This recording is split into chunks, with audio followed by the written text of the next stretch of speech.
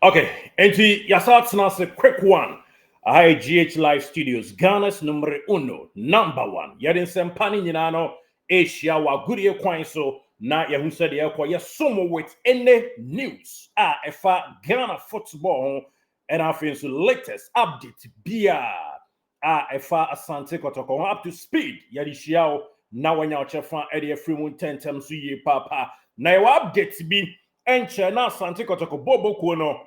In fact, omo ye bibia fa Kotoko, of course, yeah, in ye pa anti yanko ya juma we na papa panyi kese baako anyame acheni sika na papa no ahye bobi se opeso ye adwumaden e de mo tumfo se tutu tim no enye keto akra ehun chiremu e na ye de ebra wo no papa no sisi a ope position bi na position no kra no nam the promises outdoor a wo de atudwa no obia ene na ankwa ankopre obia ene papa no ankwa ankopre obesi wo Asia ye friend Thomas Kojo Eduku. Yes, and yes, I'm saying Eduku, but we Thomas, Mr. Thomas Kojo Eduku. Papa no, essay or say Kotoko, players no every month bia or ma players no sika mu draw na or the support of management. Yedi munche mu ebro yi pa sanso and our shebo say at the crowd opening sa so mu Kotoko or the umbeko preseason krobi so yeba betrim this very episode Eddie Ama ye papa na wanya chefa Eddie Efrimu and Sana Johnson and Ora Thomas Kojo Eduku Asha Hombo. You didn't know about so exclusively GH Live Studios, Ghana's numero uno. Na also wanya chefa Eddie Efrimu and none here na ya twaso abo yentwishe na yakuya ni mutentem so pa. Yes, and no any abe ho adwuma ten so na wanya chefa Eddie Efrimu Did you enjoy that? There's so much more, so why not hit subscribe? Okay, enti yada se oni achia na yadin sempano ebrewo. Yes, papa ya yadin baba two screens your friend Thomas Kwajo Eduku. Ura Thomas Kwajo Eduku. Yes, ne won sem eni baba ya na best 5 minutes na yadi ama inactive ewe chichi ene bench papa yi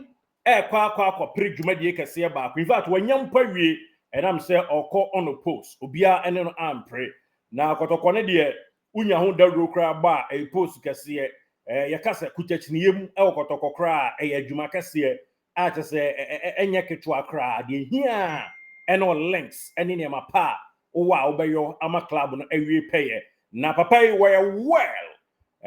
just ye can ujane naso a basic same financial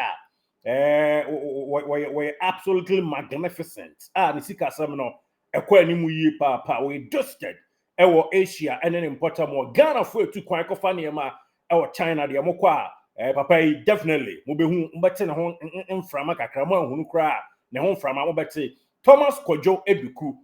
obi an nsem ewo bi na waboa se Asante Kotoko team no if you never crow, I don't be doom ya ending of this month, that is January, Busmi womb after 2025 fee, and Penufu what China, Kotoko circle, I have to the answer 0086 circle 0086, and Penufu a you know, says Siciano, or then Emma Titani and Farmer Club no, and I say a kuno, in fact, Kotoko a circle no, na papai, or no, a baby leader, Ediama China circle. 0086 no ena ode arisa asia no se yemfa ntudwa se nanisu ade hunu ene ni bibia a wahyehe ene se Kotoko edi nkunim qualify Africa definitely not just the league no see to me league na adum be dum ya next season pre-season no obefa ho ka nyina na flight outdoor ticketing no ena making any visa acquisition bibia so yo Emma Asante Kotoko entourage ni nyina efri okoro nkoso yes equipment officer so na edeba besi player A so wo mu nyina obefo mo ka edoma kwa kopiem ewo bia onu besi anyame ehira no that is Asia China mpota mu ho na Kotoko ababe pre-season one hotel a ombeda na se bia omdom tibetu nyina no ono owura Thomas Kojo Eduku o se yemfa ntudwa se bibia edadin de mano die ehia and it's Asante Kotoko players no ebe kan won to atwom na omatimi adi nkunim age Ghana Premier League no yes ne boshe na wo hwe no bibi eka ho bi nti ye tie nyina ene se osre Asante Kotoko bobokuo no omomomoden na omonye krado enim kunim na omuntimi enye league no so omogye dia ene Kotoko team no in fact odomu nyina akwa mo Asia next season pre-season ono abefa ho ka na hotel ombeda aduane ombedie se 2 weeks ene ombedi wo China ho a ono ankasa ebeboa ama team no atimi hospitable kama eniema ko edi ama wo ma hospitality no ebe pokikrawie papa enye ketwa omani beje ebe away from home kese pa na se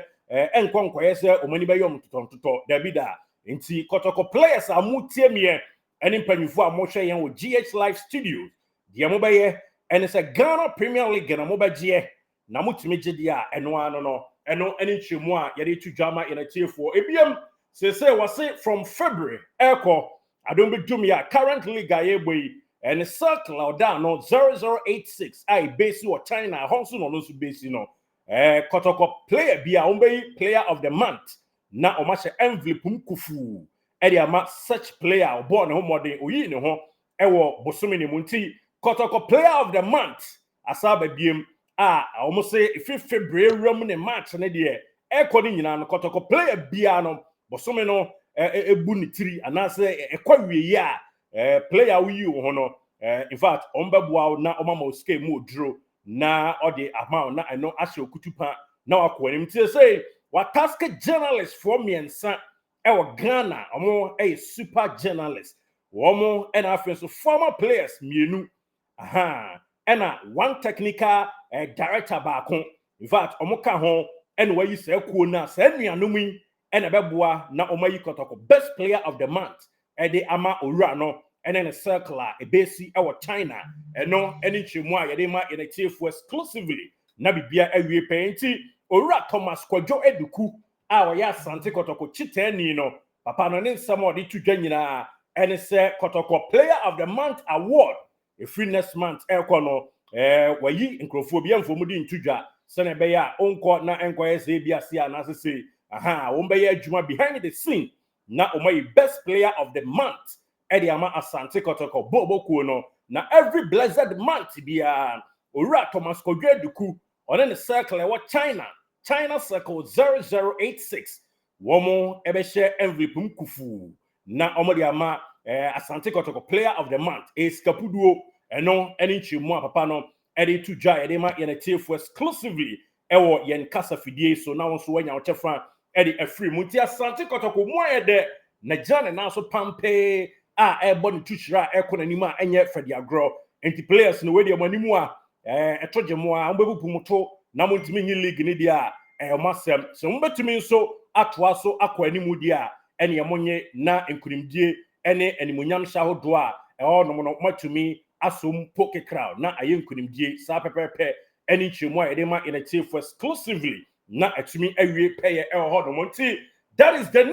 news no ene se opanya ono ene ye sese nyame boa in fact ono ko na epre into oko on the post into ending January 30th and then paying for ebe peja nsa akasa circle 0086 what China no or then eba be leader obeda no nti so da no dia ene ye wanya beda no awia nsa in fact aba beda no na akasa confirmation ebeba na enya maempo and odi to just say next season Asante Kotoko etimi league na fia next season pre-season no obe sponsor omo team ni nyina na odum akopie mu bia onu base China ho na 2 weeks training tour waboa Kotoko etimi aye na omo dia be run next season ni mu eno ene die free mu ba just say ya Africa na sorry mbacho nya Africa ya league nansa utimi league ni dia ene China trip eda ho edema yes ticketing enya woka papa na efa moduan die papa na efa abibia betimi akoso sanso and a player of the month award no and also esa babiem gidi as say omo ayin central for our draw any former players mienu and afin so one coach technical handler ba ko a womo and be player of the month and ama China circle 0086 ɛno ɛwɔ China kuropɔn ni mu a yɛde to dwa ama yɛnatiefoɔ nti saa pɛpɛɛpɛ ɛna ɛsi tie nti that is the news bɔmpaeɛ pa ɛna kɔtɔkɔ na yɛnsa dum pa. Did you enjoy that? There's so much more, so why not hit subscribe?